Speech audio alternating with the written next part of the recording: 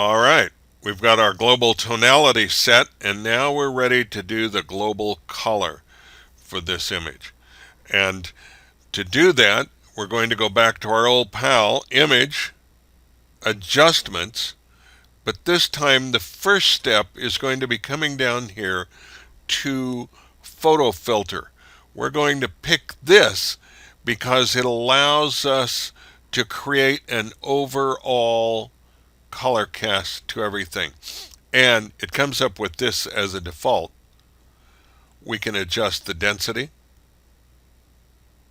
to 0, to a little bit, to whatever we would like. And we've got an amazing number of options. If we pick this filter, then in here we have all of these standard filters that we're so used to. Warming filters. It's a little bit different than the other. These are all similar, but they have a different kind of yellow to them. Or we can pick color, and with that we can pick any color in the Photoshop palette to make as our overall color cast. And once we've done that, then, as I said, we can adjust the amount we want. Now remember, we're doing global color right now. If we wanted to do something on the rocks and something different in the sky, we'll come back and do those as separate areas. But if we're just looking at doing a little bit of warming, not a lot. Generally, if I'm going to do this, I want this to look a little like sunrise.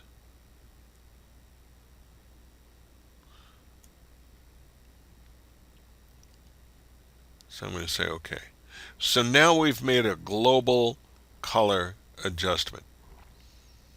Remember when I showed you the history palette? Here are the steps we've done so far. There was the levels and curves we did in the last presentation. Here is this. If I want to see what difference this is making, I can simply click this off and have it all go away. I can go back and forth through here however I would like. So that's our wonderful history palette.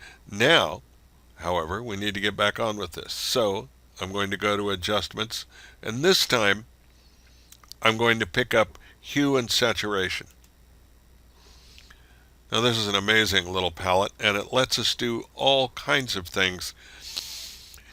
It lets us adjust overall color in some truly bizarre ways, and you need to play with this if you're wanting. You can create some pretty wild stuff.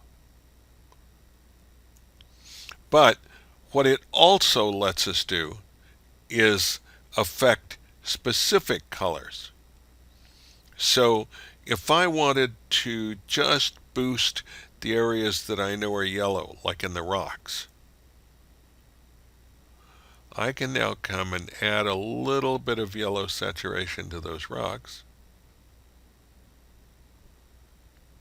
Or, if I wished, I could actually change their color without, you notice the sky isn't changing because there isn't yellow in it. But now we're starting to get that salmon dawn color that happens in Alabama Hills so frequently. So now we're getting a much different color rendition. And it's just affecting the color that we set in there. So we've got an enormous amount of color control. And this isn't affecting tonalities at all. If we had done this first, however, and then did the tonalities, it would be screwing up this color. So I'm going to say OK. So now I'm going to do the final of the global adjustments. I'm going to come in and do color balance. And that opens up this little box. Now, I can adjust colors anywhere I wish. And I can make this, let me set this back to 0. I can do it just in the shadows, I can do it just in the highlights, or I can do it in the midtones. This is a really convenient place to do split toning from shadows to highlights. What I'm going to do is I'm going to take my highlights and I'm going to make them just a little bit warmer with the slight combination of red and yellow. But I'm going to take my shadows and I'm going to cool them down a little bit. Add a little blue and cyan to it.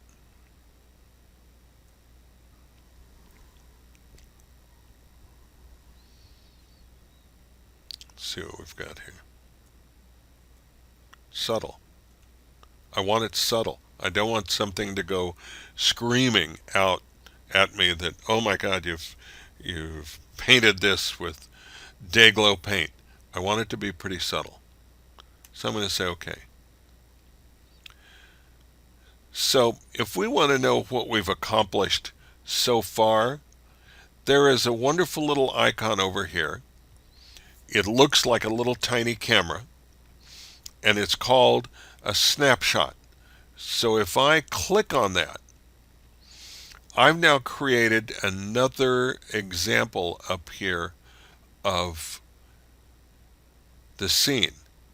If I click on the snapshot, that's where I am now. That's where we started. That's when we opened this file. That's what we were doing. Now we're there.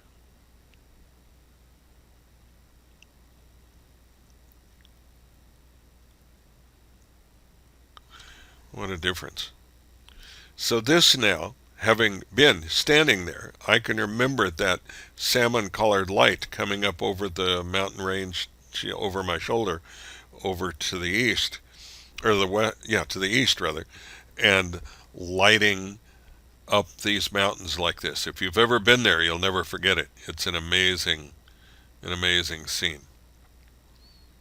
So at this point, I think I'm fairly happy with this.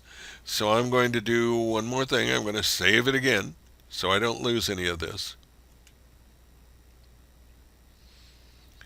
And now I would have this ready to show for our assignment, because I have not talked about, and I'm not asking you to do yet, specific area adjustments. So I'm going to stop this at this point. We're going to have one more short presentation where I show you how to size and format your files to put onto Blackboard. But for right now, that's all there is for this one.